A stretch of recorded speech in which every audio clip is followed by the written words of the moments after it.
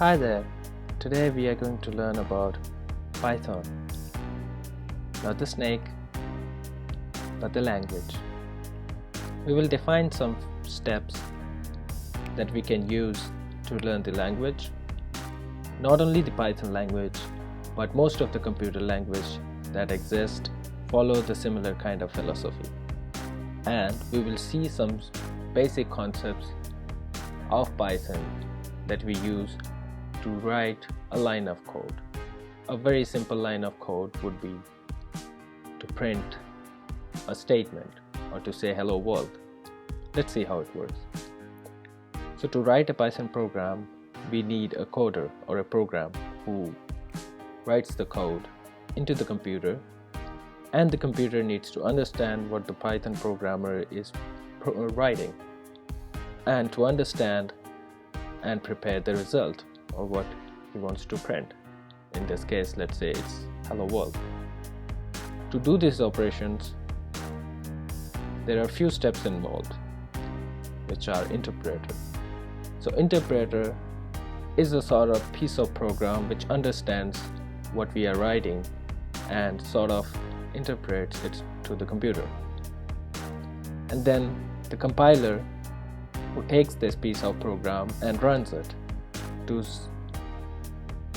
So the programmer writes some functions or some kind of command to the computer, and then computer does what the program says, and that is done by compiler.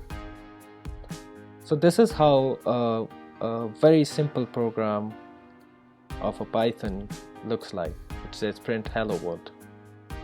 Now what are the parts of this print hello world program are? The first part is Python interpreter, which could be any program that a developer or a programmer uses to write the program. Let's say one of them is Microsoft Code, or could be Jupyter Notebook. The first part of this program is Python function, which is print, and it has a certain grammar to write the program. In this case, if you want to write print function, you need to say def name.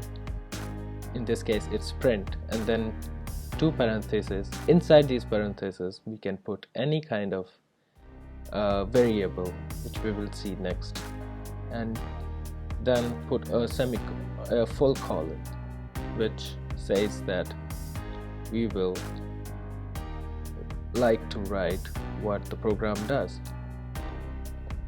Next part is Python variables. So Python variables are the things that you can write inside a function that we can use to say a specific thing. Let's say we want to say hello world, so we need to write it in a certain format, which is, in this case, is a string, and it could be a numbers as well, so that is called integer. And then we need to finish up the program. For that we need a semicolon for indentation.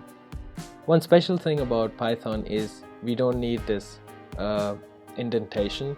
It is very optional.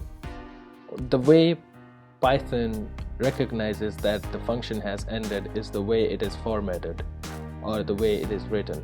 If everything is written below each other, that means it is part of the same program, and if we slightly move it forward or backward, that means it will be part of another piece of program.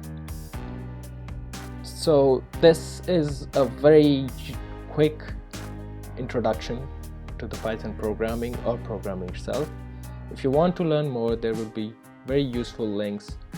Some of them are python.org, which has all the documentation about Python program and how the whole language works.